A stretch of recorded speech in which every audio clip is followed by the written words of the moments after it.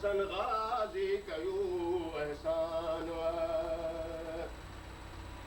सरपरस्त साबिक आहे हिन बज़्म जो सरपरस्त साबिक आहे हिन बज़्म जो बज़्म तालिब जो वधायो मान बज़्म तालिब जो वधायो मान राज़ीअ सां ते थियो रहमान राज़ीअ सां ते थियो रहमान गुल हसन गाज़ी थियो कयो एहसान गुल हसन गाज़ी कयो एहसान और ज़ाहिर त आ गुलाम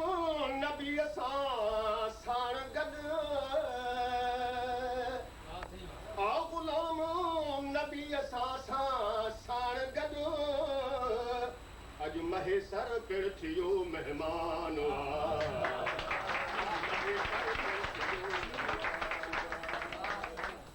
आ गुलाम नबी सां साण गॾु आ गुलाम नबी असां साण गॾु अॼु महेसर पिण थियो महिमान अॼु महेसर पिण थियो महिमान राज़ीअ सां ते थियो रहमान राज़ीअ सां ते थियो रहमान गुल हसन गाज़ी कयो एहसान हैदरी साहिब सिदारत आकई ओ हैदरी साहिब सिदारत आकई जेको जिए सिंध जो जवान जेको जिए सिंध जो जवान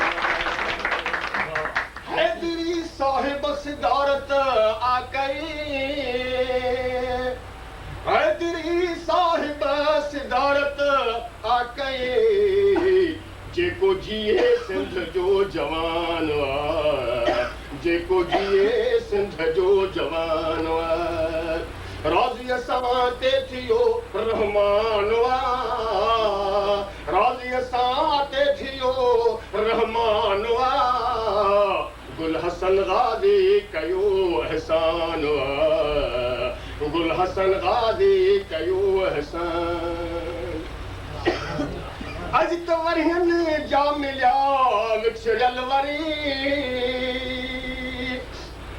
ओ अॼु त वरियनि जा मिलिया विछड़ियल वरी दिल खे फरहत रूह थियो फरहान दिल खे फरहत रूह थियो फरहान राज़ीअ सां ते थियो रहमान राज़ीअ सां ते थियो रहमान गुल हसन गाज़ी कयो एहसान गुल हसन गाज़ी कयो एहसान मथे में रहंदासीं आहे मीरल खे मिली वियो शर्फ ही आहे मीरल खे मिली वियो शर्फ ही मिड़नी मेहमाननि जो मेज़बान मिड़नी मेहमाननि जो मेज़बान राज़ीअ सां ते थियो रहमान राज़ीअ सां ते थियो रहमान गुल हसन गाज़ी कयो एहसान गुल हसन गाज़ी कयो एहसान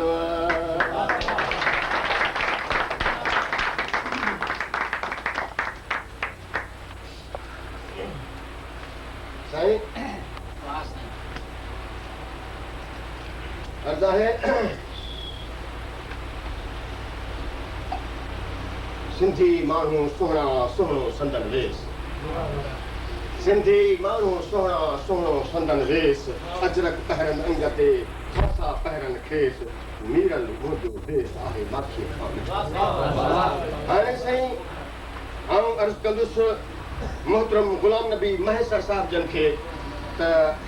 पंहिंजो जेको बि शहर हुजे सो साम्हूं जे अॻियां हाज़िर कनि। मोहतरम ग़ुलाम नबी महेश साहब।